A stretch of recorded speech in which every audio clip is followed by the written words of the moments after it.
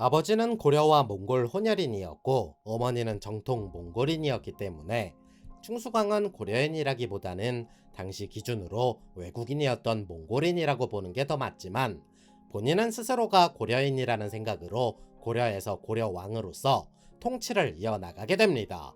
때문에 원래대로라면 형이었던 왕감이 세자였기 때문에 왕위 계승에서도 거리가 있었으나, 1310년 고려 내부적으로 아버지 충선왕을 대신해 세자를 왕위에 올리려는 움직임을 보이자 이를 반역이라 단정하곤 세자를 처형하게 되면서 어부지리로 후계자 자리에 오를 수 있었습니다.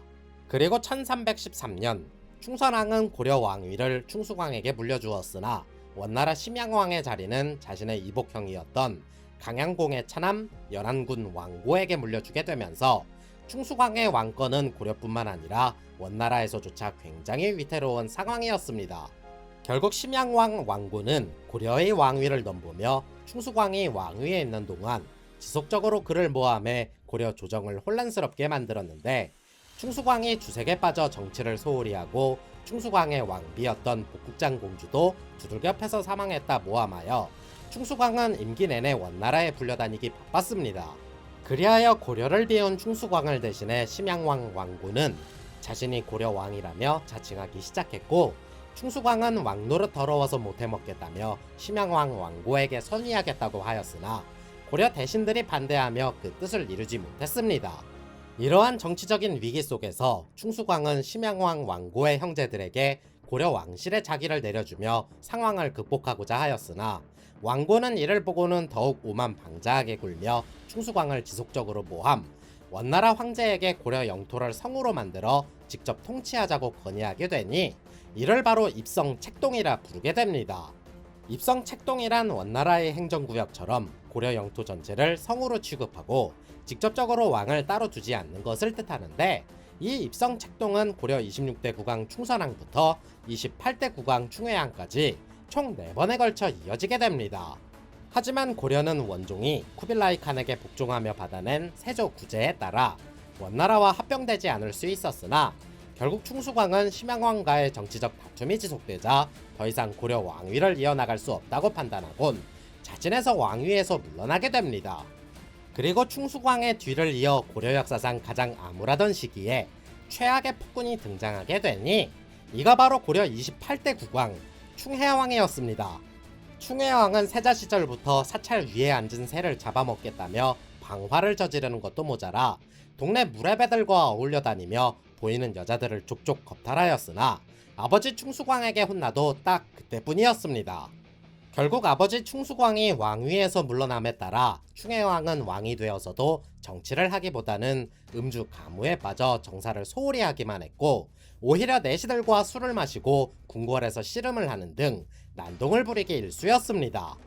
특히나 충해왕은 여색을 매우 좋아해 조금이라도 미모가 빼어난 여인들은 모두 자신의 여자라며 이를 빼앗고는 겁탈하기 바빴는데, 나중에는 정도가 지나치다 못해 더욱 대담해져 장인어른이나 부왕의 후궁들까지 겁탈하곤 했습니다.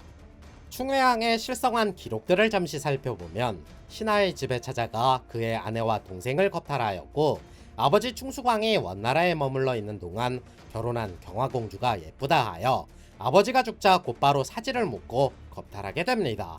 그리고 내시의 아내, 장사꾼의 계집종, 대신들의 시중두는 여종까지 겁탈하는 것도 모자라 새로운 궁궐이 완성되면 어여쁜 노비들로 채우라며 대신들에게 여자를 바치라고 명령까지 하게 됩니다.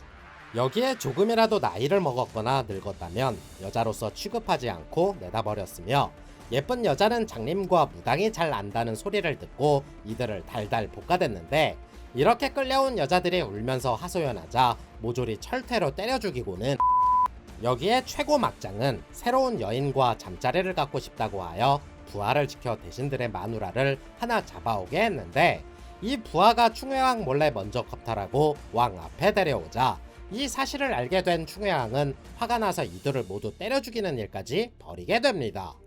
이러한 만행들은 결국 충해왕 취임식을 축하해 주러 온 원나라 사신들에게 경화공주가 자신이 당한 치욕을 울며 보고하니, 그 죄로 충해왕은 재위 2년 만에 원나라로 끌려가 결국 폐위되는 듯 했으나, 아버지 충수광이 충회왕을 대신해 잠시 동안이나마 고려왕으로서 다시 복위할 수밖에 없었지만 이미 정치적 추진력을 완전히 상실한 충수광은 사냥과 음주 가무에만 매달리며 복위한 지 8년 만인 1339년 46세의 일기로 사망하게 됩니다. 아버지 충수광이 죽자 다시 고려로 돌아온 충혜왕은 새롭게 궁궐을 짓기 위해 농사철에도 백성들을 동원하게 되니 충혜왕을 감시하러 온 원나라 사신단은 이를 보고 희대의 개 막장임금이라며 감탄하기에 이릅니다. 그 결과 충혜왕은 원나라로 돌아가는 사신단에게 친히 서신을 보내 내가 고려에서 하는 일들을 절대 원나라에 보고하지 말아달라 사정하게 되고, 이 소식을 보고도 모른 척하지 않았던 사신단이 결국 원나라에 보고하게 되니 원나라에서는 당장 충혜왕을 잡아와 처벌하라 명하게 됩니다. 아무튼 고려의 국왕으로서 무능한 수준을 넘어서서 막장 그 자체였던 충혜왕은 다시 복위한 지 약 4년 만에 원나라로 끌려가 유배형에 처해졌고, 유배기를 떠나던 도중 30살의 나이에 급사하게 됩니다. 그리고 아버지 충혜왕의 뒤를 이어 그의 장남 왕흔이 왕위에 올랐으니 이가 바로 고려 29대 국왕 충모광이 됩니다. 하지만 충모광은 8살이라는 어린 나이에 왕위에 오른 데다 몸이 병약해 정사를 제대로 돌볼 수 없어 어머니였던 덕령공주가 섭정을 대신했는데 왕이 된 지 4년 만에 허무하게 병사하며 생을 마감하게 됩니다. 그리고 충모광의 뒤를 이어 충혜왕의 둘째 아들이던 왕저가 왕위를 이으니 이가 바로 고려 30대 국왕 충정왕이 됩니다.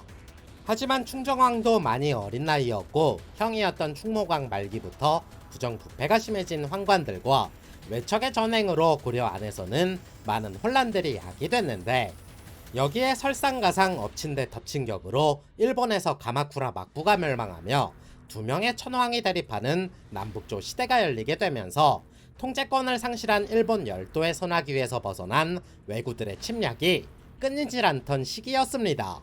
때문에 나라 안팎에서 분쟁이 끊이질 않자 어린 충정왕은 이러한 난국을 타개할 능력이 없다고 판단한 대신들이 왕을 교체해서라도 새로운 고려를 만들어야 된다고 외치게 되니 이때 유력한 대권 주자가 바로 강릉대군 왕기였습니다.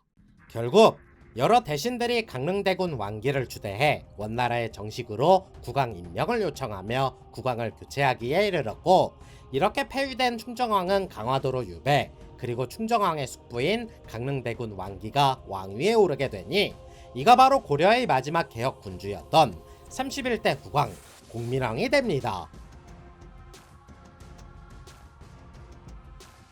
영상이 재밌었다면 좋아요와 구독 부탁드리겠습니다.